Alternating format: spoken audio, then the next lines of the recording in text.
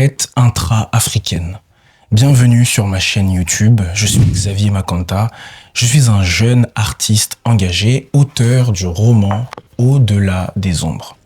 C'est un roman qui met en avant cette jeune fille qui s'appelle Amani, qui est née à l'est de la République démocratique du Congo et qui va subir la guerre, les violences et qui va s'extirper vers la capitale Kinshasa afin d'avoir un avenir meilleur.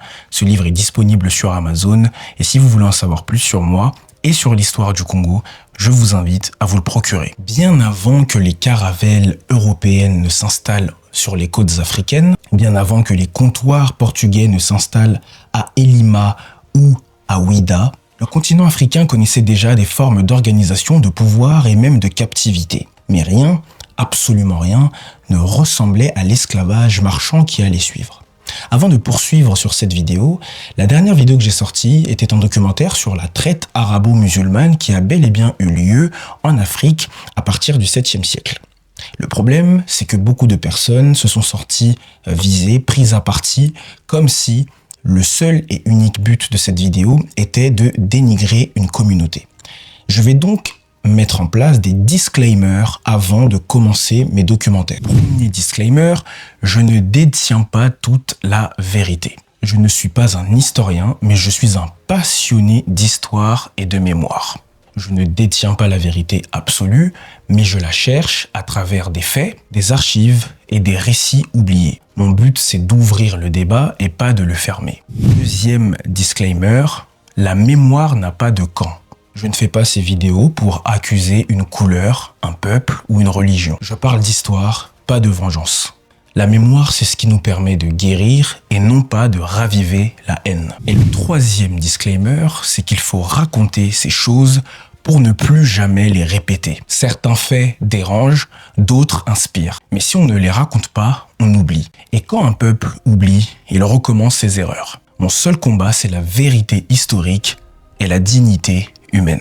Alors pour tous ceux qui se sont sentis offusqués dans le dernier documentaire, je tiens à présenter publiquement mes excuses. Le but, ce n'est pas de piquer, le but, ce n'est pas d'insulter ou d'injurier, mais d'être factuel. Et quand on regarde les faits, cette traite arabo-musulmane, qu'on le veuille ou non, elle a bel et bien eu lieu. Le problème, c'est que, étant un passionné d'histoire, l'histoire africaine a toujours été racontée avec des points de vue extérieurs, avec les points de vue occidentaux, des points de vue orientaux, mais l'histoire de l'Afrique subsaharienne, l'histoire de l'Afrique en général, est très rarement racontée. En tout cas, elle est très rarement racontée comme elle devrait l'être. Et c'est en ça que j'ai envie de travailler à un réel devoir de mémoire.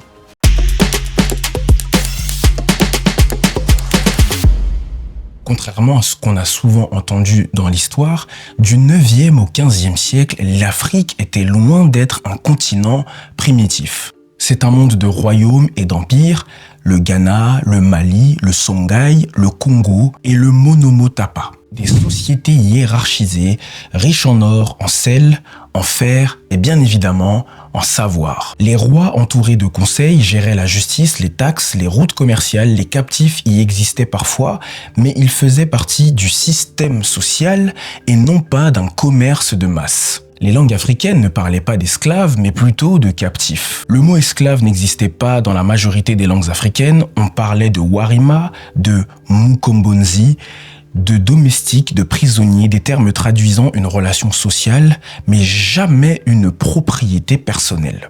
Le captif pouvait travailler la terre, servir le roi, mais il gardait un statut humain. Il n'était ni un objet, ni une marchandise. Chaque être appartient à un clan. La société africaine reposait sur la famille étendue, les ancêtres et le groupe. Être sans clan, c'était être sans aucune identité. Ainsi, lorsqu'un ennemi était capturé, on pouvait l'intégrer au clan du vainqueur. Il devenait membre de la famille élargie après un rituel d'adoption ou de purification. Ce n'était pas l'effacement, mais l'assimilation. Les guerres existaient déjà bien avant l'arrivée des Européens sur le continent.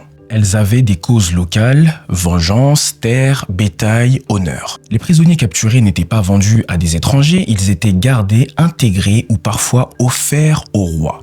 L'idée de vendre un homme n'avait pas de sens dans la cosmogonie africaine. C'est à partir du XVe siècle que ce paradigme va totalement être brisé. Dans plusieurs sociétés bantoues et mandingues, un homme pouvait se donner ou donner à un membre de sa famille. Mais cette servitude, bien évidemment, était limitée dans le temps. Une fois la dette acquittée, la liberté revenait. Dans certaines régions d'Afrique de l'Ouest, cette pratique était devenue comme un acte d'honneur. Une manière de restaurer la paix entre les familles. Rien à voir avec la servitude héréditaire du monde colonial à venir sur la terre africaine. Il y avait un esclavage judiciaire qui était pratiqué. Les coutumes africaines pouvaient condamner un criminel à servir une famille, un chef ou un roi pour compenser un délit. C'était une réparation sociale et pas une déchéance éternelle. La personne pouvait retrouver des droits après plusieurs années. La justice coutumière visait à restaurer l'équilibre et non à punir pour détruire. Bien avant les navires européens, les routes du sel, de l'or, du cuivre reliaient Tombouctou, Gao, Kano jusqu'au bassin du Congo. Ces échanges n'incluaient pas des humains comme marchandises, on commerçait des produits, pas des personnes. Et ce n'est qu'à la fin du XVe siècle que les premiers trocs de captifs apparaîtront sur les côtes sous l'influence des étrangers. Il y a une chose importante à noter dans ce début d'esclavage en Afrique, c'est que les femmes captives servaient souvent dans les foyers royaux où elles étaient données en mariage pour sceller une paix entre clans. Leur statut n'était pas celui d'une esclave au sens occidental, elles pouvaient devenir libres et leurs enfants naissaient libres. La maternité effaçait complètement la captivité. C'est seulement avec l'essor du commerce atlantique que le ventre africain deviendra lui aussi un bien marchand. Il y avait aussi l'esclavage religieux ou sacrificiel. Certaines sociétés africaines associaient la captivité à la spiritualité. Les captifs pouvaient être offerts aux dieux lors de rituels ou mis au service des temples. Mais ces pratiques restaient très rares et souvent très symboliques. Sans dimension économique, le captif représentait un lien entre le monde des vivants et celui des ancêtres, mais jamais une marchandise à vendre. À la veille du XVe siècle, le continent africain était souverain, prospère et spirituellement riche. Mais malheureusement, il était fragmenté. Chaque royaume défendait ses intérêts. Cette diversité, force culturelle, deviendra bientôt une faiblesse politique pour le continent africain et elle va favoriser la traite négrière intra-africaine. Car lorsque les premiers navires européens arriveront, certains chefs verront dans ce commerce nouveau une source de puissance sans savoir qu'ils ouvraient la porte à 4 siècles de spoliation. N'hésite pas à me dire si tu savais toutes ces choses dans les commentaires.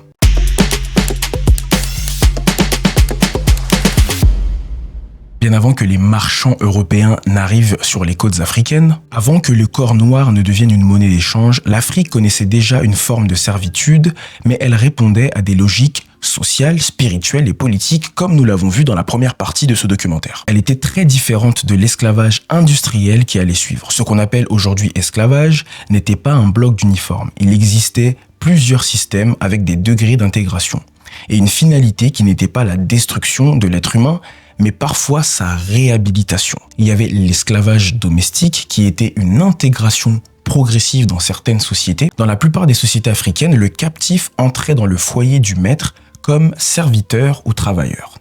Il pouvait s'occuper du bétail, des récoltes, de la cuisine ou des enfants.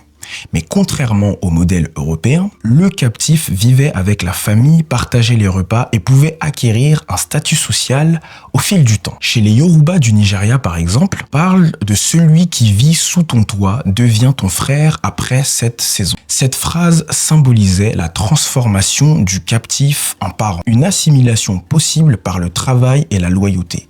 Le serviteur n'était pas un bien, mais il faisait partie de la maison.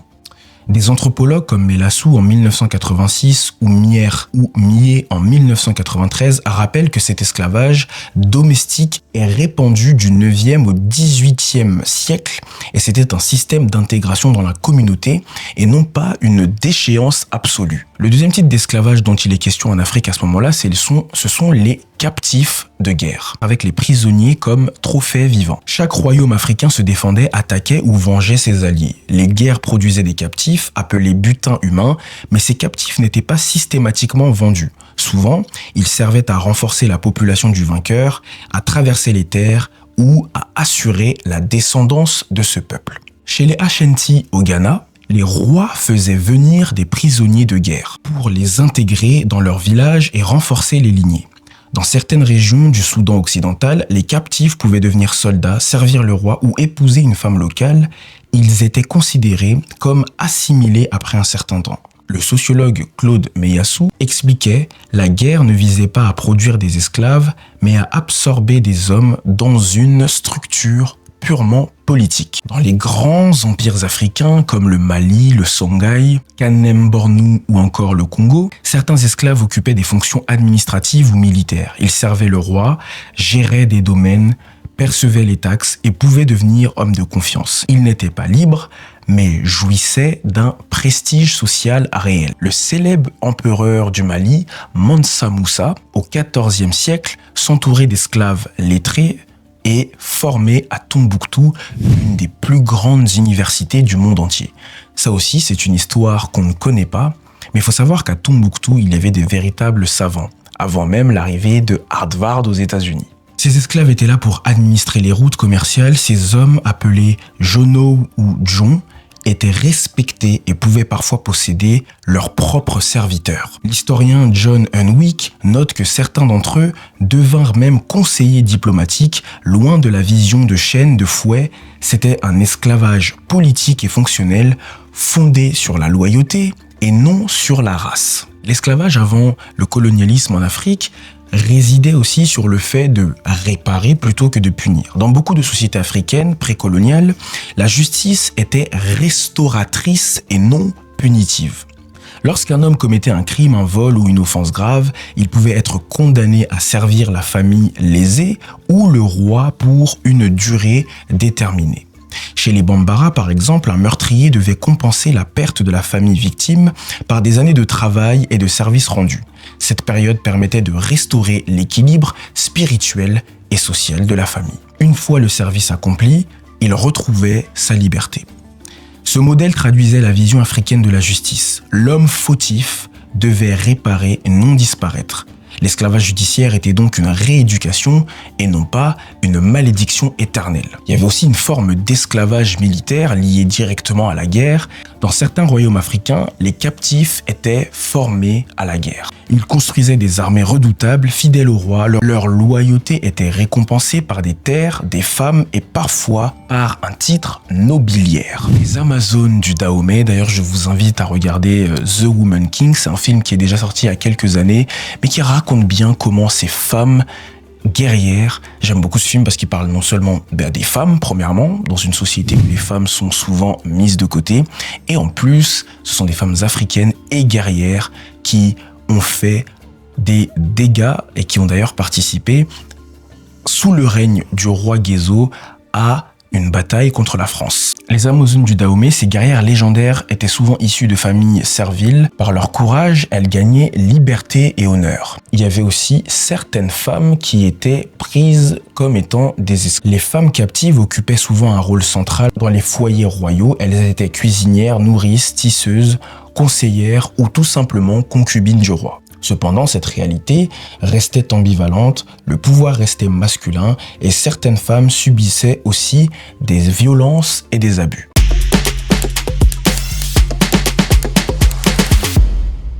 À la fin du XVe siècle, des voiles blancs percent l'horizon du continent africain. Les Portugais d'abord, puis d'autres Européens abordent les côtes africaines. Ils ne créent pas l'idée de captivité puisqu'elle existait déjà entre les Africains. Elle était encadrée par des coutumes. La chose, c'est que lorsqu'ils arrivent, ils transforment ça en une marchandise internationale, enchaînant les royaumes à une économie nouvelle. Vendre des corps contre des biens importés. Le glissement est lent, technique, diplomatique, militaire, mais irréversible. Le premier point d'appui, ce sont les Portugais entre les années 1440 jusqu'à 1480, du commerce de l'or au commerce des corps. Entre 1443 et 1445, les Portugais fréquentent Arguin au large de la Mauritanie pour l'or et la gomme. Entre 1460 et 1462, il y a l'installation aux îles Cap-Vert. Ces îles deviennent un entrepôt pour les échanges avec la côte sénégambienne. En 1482, il y a la fondation du fort São Jorge da Mina, entre parenthèses Elmina, sur la côte de l'or, qui est l'actuel Ghana, pour sécuriser l'or et structurer le troc. Entre 1483 et 1484, Diogo Cao atteint l'embouchure du Congo et prend contact avec le royaume Congo. À ce stade, le captif n'est pas encore la marchandise roi, on cherche l'or, l'ivoire, la poivre de Guinée, mais les réseaux, les navires et la logistique se mettent en place. En 1481, le roi du Congo Nzinga Akuvu est baptisé et il prend un nom chrétien, Joao. Jean en français. Entre 1509 et 1542, le règne de Afonso Ier, Mvemba Nzinga, éduqué par les clercs, il tente de canaliser les échanges, d'éduquer les élites congolaises et de contrôler les trafiquants. En 1526, la lettre célèbre dont on a parlé dans la première partie d'Afonso Ier au roi du Portugal pour dénoncer les rapts d'hommes libres, y compris les nobles, et exiger des restrictions. Ces lettres sont un cri d'alarme. La démarche étrangère dérègle l'ordre. Le captif de guerre intégrable hier devient un butin vendable demain. Lorsque les Européens arrivent à atteindre la côte africaine, ils transportent aussi la croix. Mais cette croix, souvent, n'était pas du tout celle du Christ libérateur tel qu'il est présenté dans l'Évangile, mais elle était devenue le sceau du pouvoir européen. Dans les siècles suivants, les marchands et les missionnaires européens vont sélectionner des écritures comme on choisit des armes. Ils s'appuient sur les lettres de Paul, « Serviteurs, obéissez à vos maîtres selon la chair » dans Ephésiens 6:5, et que chacun demeure dans l'état où il a été appelé. Mais ils oublient volontairement les autres paroles. Il n'y a plus ni esclave, ni libre, car tous êtes un en Jésus-Christ, selon qu'il est écrit dans Galates chapitre 3 au verset 28. L'Esprit du Seigneur est sur moi pour annoncer la délivrance aux captifs dans Luc chapitre 4 verset 18. Ce déséquilibre spirituel transforme la parole en chaîne. Là où Christ prêchait la liberté, on enseigne la soumission. Là où la foi devait élever l'homme, elle sert à le maintenir dans la poussière de l'esclavage.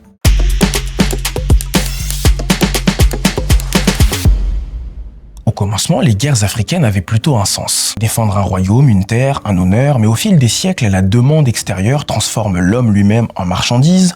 Son prix varie selon sa force, son âge, son sexe et son métier. L'homme noir est pesé, mesuré, troqué comme un lingot ou une étoffe. Le continent entre alors dans une ère où l'on commerce le souffle des hommes.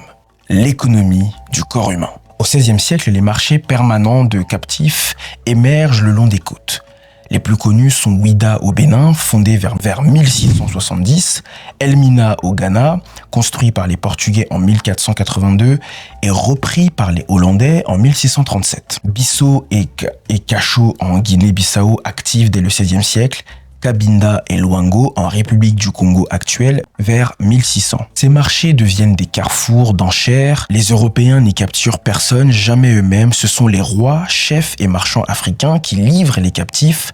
Chaque pièce d'Inde, comme on dit à l'époque, représente une fortune locale. Les Noirs nous apportent des captifs enchaînés qu'ils échangent contre nos marchandises, selon Willem Bosman dans Description of the Coast of the Guinea en 1705. Sur les places de traite, on retrouve les intermédiaires appelés Pommeros en Angola, Grumettes en Sénégambie, Mulattos de Luso-Afrique au Cap-Vert. Véritables négociateurs entre deux mondes. Il y aura la tarification de la vie. Combien vaut à peu près un homme noir à cette époque? Les journaux de commerce portugais, anglais et hollandais du XVIIe siècle détaillent les équivalences. Un homme adulte, 10 à 12 manilles, ce sont des bracelets de cuivre. Une femme égale 8 manilles. Un enfant égale 5 manilles. Un homme fort et jeune jusqu'à 20 manilles. L'équivalent de 20 mètres de tissu, 2 barils de poudre ou une arquebuse neuve. Au XVIIIe siècle, avec la montée du commerce, les prix s'uniformisent. En 1720, un captif vendu à Ouida rapporte environ 20 livres sterling. En 1760, à Luanda, le même captif se vend 40 curzados, presque le prix d'un cheval européen. Selon Jean Barbeau dans Description of North and South Guinea en 1732, chaque corps est évalué comme un bœuf selon sa musculature et ses dents. Les captifs ne s'achètent donc pas avec de l'or, mais avec des produits de consommation et de guerre. Les kauris, ce sont des coquillages importés des Maldives utilisés comme monnaie. Un esclave égale 30 000 à 40 000 kauris. Tissu d'Inde, l'alcool, il y avait le rhum, le gin ou encore ce qu'on appelle l'eau de vie. Il y avait ensuite les sels, des miroirs, clochets, des poudres et des pacotilles qui envoûtent les chefs africains de l'époque. Entre 1500 et 1800, les Européens introduisent en Afrique plus de 300 000 tonnes de marchandises pour obtenir environ 12 millions de captifs déportés. Chaque objet, chaque bouteille, chaque fusil porte en elle la marque d'une âme vendue. À partir du XVIIe siècle, les armes à feu deviennent la monnaie la plus recherchée. Les royaumes comme le Dahomey, l'Oyo ou les Ashanti échangent leurs captifs contre les fusils qu'ils utilisent pour mener de nouvelles guerres intra-africaine. Un cycle infernal s'installe, plus d'armes, plus de guerres, plus de captifs, plus d'armes. Les Portugais, Hollandais puis Britanniques nourrissent ces conflits délibérément. Les archives portugaises de Luanda entre 1630 et 1650 révèlent des livraisons massives d'arquebuses aux chefs locaux. Les registres anglais de la Royal African Company fondée en 1672 montrent que chaque année, entre 1680 et 1700, plus de 10 000 fusils sont débarqués sur la côte de la Guinée. Derrière les marchés côtiers, il y avait des routes de sang qui sillonnent l'intérieur du continent. Il y a la route du Congo vers Luanda, plus de 400 km de marche forcée à travers la forêt. La route d'Oyo à Ouida, 3 à 4 semaines de trajet, les captifs attachés par le cou. La route du Niger au Sénégal via Gao, Tombouctou puis Saint-Louis. La route du Katanga à l'Angola. Chaque fort devient une machine économique. Elmina, 200 000 captifs expédiés entre 1500 et 1800. Luanda, 1,3 million de déportés. Ouida, plus de 1 million. Gorée, environ 200 000 selon les registres français. Abrite jusqu'à 500 captifs par nuit. Les missionnaires décrivent les couloirs d'air viciés, des planchers de pierre couverts de sang. Les hommes pleuraient sans voix, comme si leur souffle était confisqué, selon Père Labat, dans Le Voyage en Guinée, publié en 1728. Dans ces forts, les marchands africains livrent leurs captifs, touchent leur paiement et repartent en quête de nouveaux corps. Tous les captifs ne traversent pas l'Atlantique, des millions restent sur le continent, revendus de royaume en royaume. Dans certaines régions du Sahel ou du Congo, on parle d'esclavage de maison, d'esclavage d'État ou de travailleurs forcés pour les plantations royales. Ces esclaves internes alimentent des champs de coton du Dahomey, les mines de cuivre du Katanga ou les routes de sel de Tombouctou. On estime qu'entre 1700 et 1850, plus de 10 millions de personnes ont été réduites en servitude sans jamais quitter l'Afrique. À court terme, cette traite intra-africaine va enrichir certains rois, certaines élites, des villages deviennent des carrefours prospères, des chefs se couvrent d'or et d'armes, mais le continent s'appauvrit en profondeur. Il y a dans un premier temps un dépeuplement, ensuite un déséquilibre des sexes puisque 2 sur 3 des captifs sont des hommes, il y a un effondrement de la production agricole, une rupture du tissu familial et la perte du savoir artisanal. Joseph Kizerbo dira « L'Afrique a exporté ses bras et a importé sa propre destruction ». Au moment où l'Europe rentre dans la révolution industrielle, l'Afrique rentre dans le vide, ses richesses humaines, matérielles et spirituelles sont dispersées sur 3 continents. Et ce vide, l'histoire en porte encore l'écho.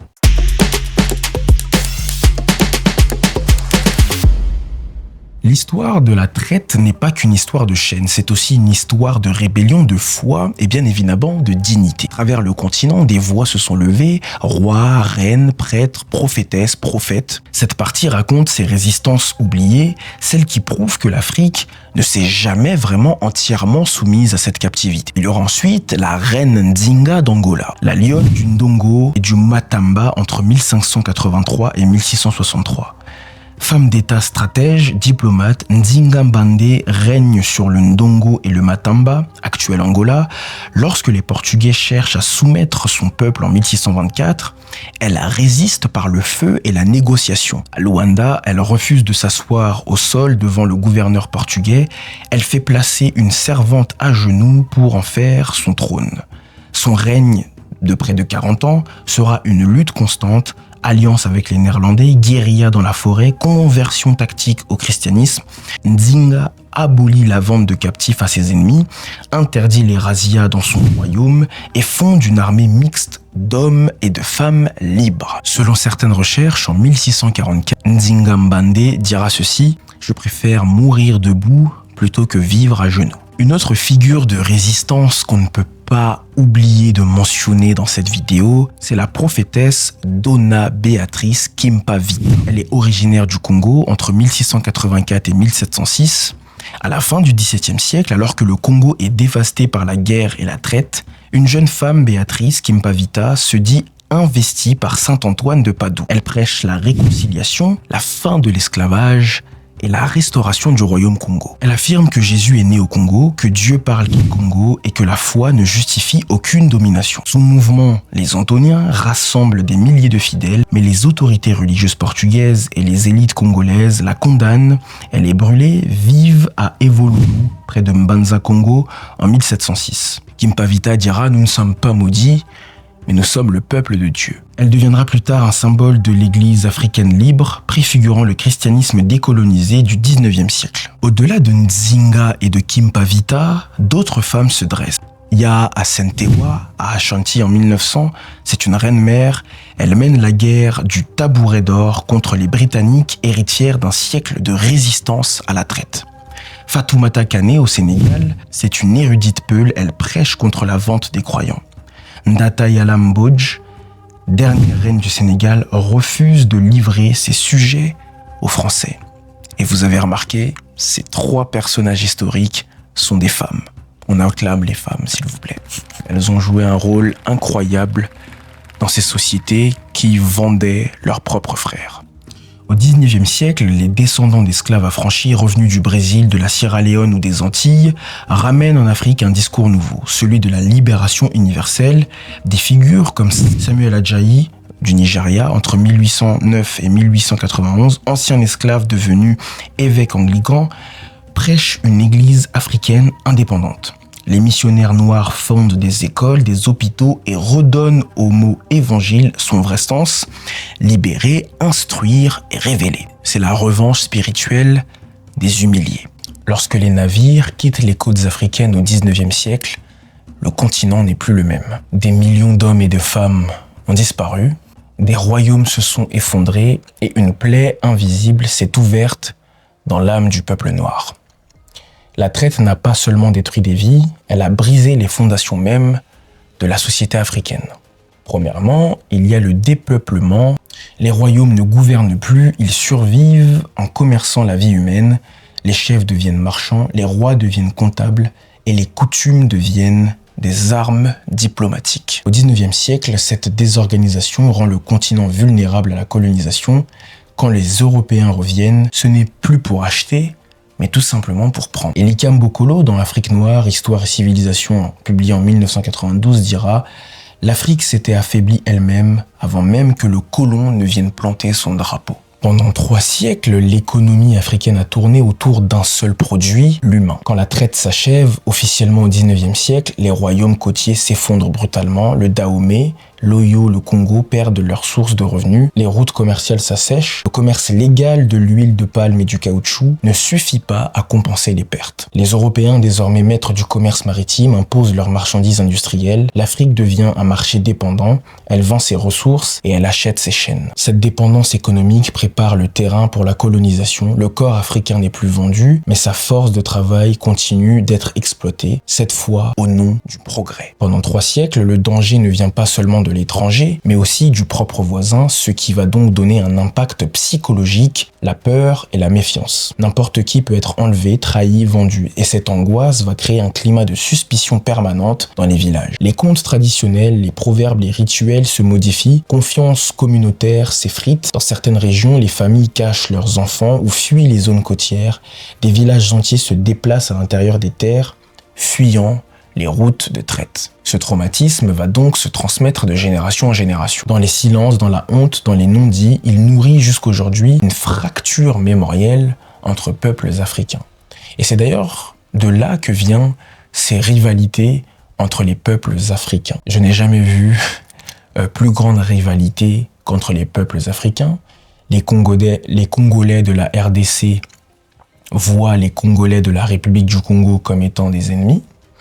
Les Congolais et les Angolais ne s'entendent pas. Les Gabonais et les Béninois, les Camerounais et les Ivoiriens, les Maliens et les Sénégalais. En fait, le passé de tout ça, c'est peut-être ça. Dites-moi ce que vous pensez dans les commentaires, mais ça peut être lié. Il y a ensuite une fracture ethnique et une manipulation coloniale. En armant certains royaumes contre d'autres, les Européens ont créé des divisions durables. Les Ashanti contre les Fanté, les Dahoméens contre les Yoruba, les Congo contre les Ngola, les Bambara contre les Peuls. Ces fractures serviront plus tard les intérêts coloniaux. À partir du XIXe siècle, les puissances européennes appliquent la politique du diviser pour régner. Elles s'appuient sur d'anciennes rancunes. Les royaumes qui livraient hier des esclaves deviennent demain des alliés coloniaux. La colonisation n'a donc pas commencé en 1885 à Berlin. Elle a commencé dans les marchés de traite du XVIIe siècle. Il faut savoir que les esclaves vendus n'étaient pas des sauvages comme souvent on essaie de nous le faire comprendre.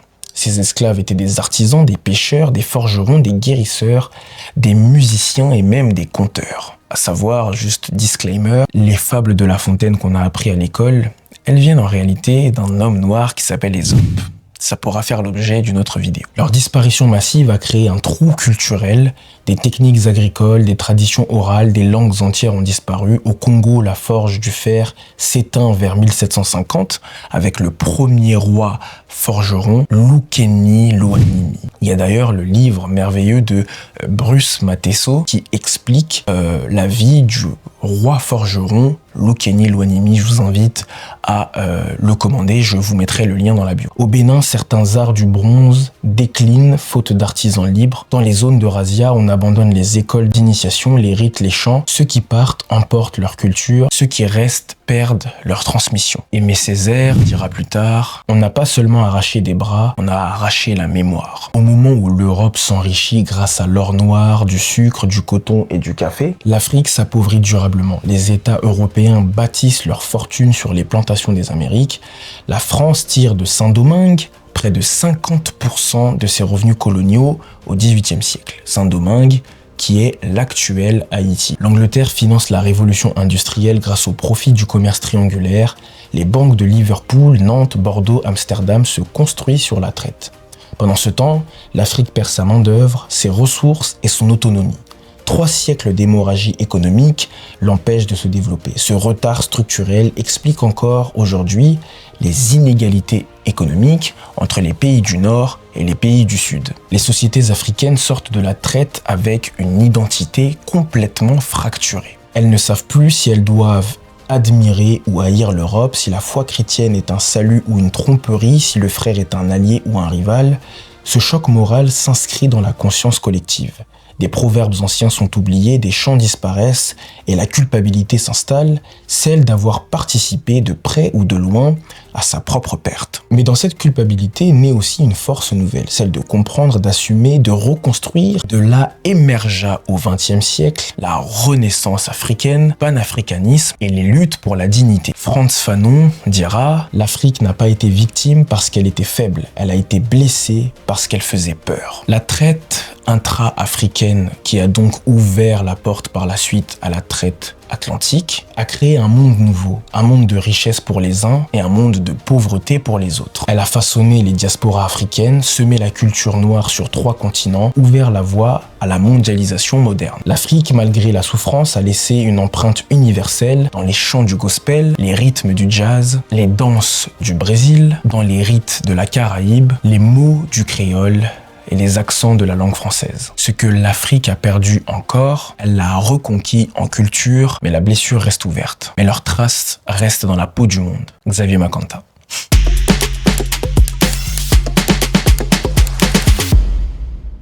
Les conséquences finales de cette traite intra-africaine qui a ensuite suscité la traite atlantique, c'est qu'au XIXe siècle, quand la traite décline, l'Afrique n'est pas reconstruite, elle est partagée en 1884 lors de la conférence de Berlin.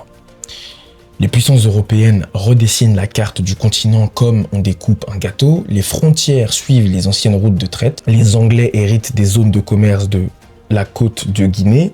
Les Portugais gardent leurs anciens ports de Luanda et Bissau. Les Français s'étendent sur la Sénégambie et le Congo. Les Belges prennent le cœur du continent, le Congo, théâtre des anciennes routes d'esclaves. Ces frontières arbitraires brisent les peuples unis par la langue, le sang et la foi.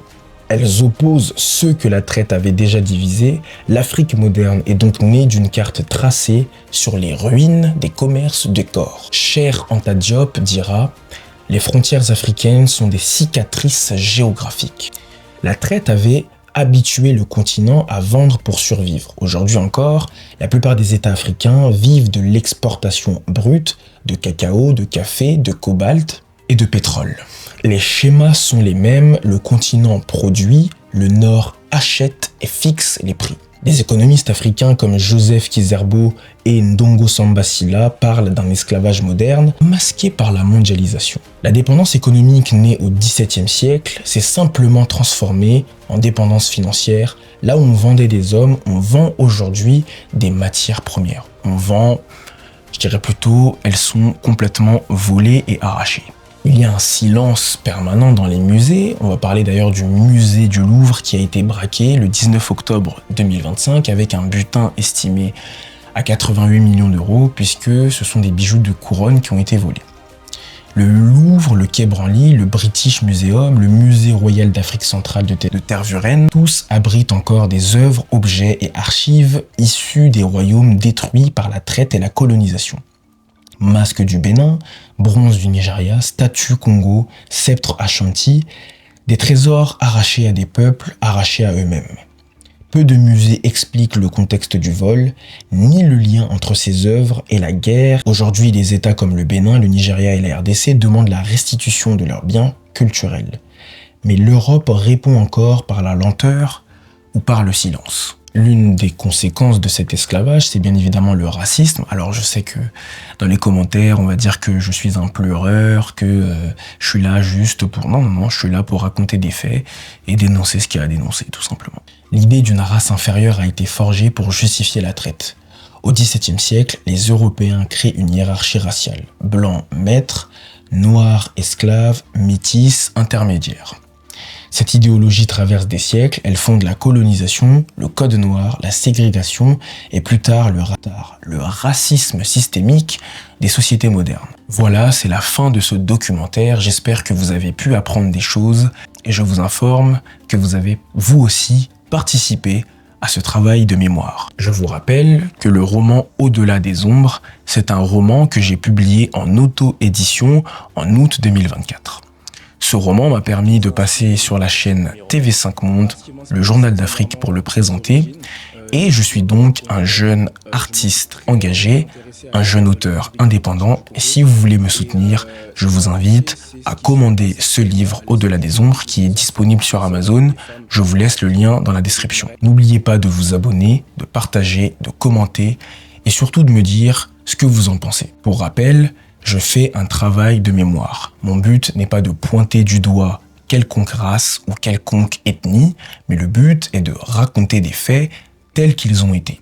Je n'ai pas la science infuse, donc il y a des éléments que je n'ai pas, alors je vous invite à me les dire en commentaire, bien sûr toujours avec bienveillance et lucidité, et surtout avec des faits et mettre de côté les émotions. Merci de m'avoir suivi et on se dit à la prochaine sur ma chaîne YouTube ou sur mon Instagram ou sur mon TikTok pour une prochaine vidéo qui défendra la mémoire et l'histoire.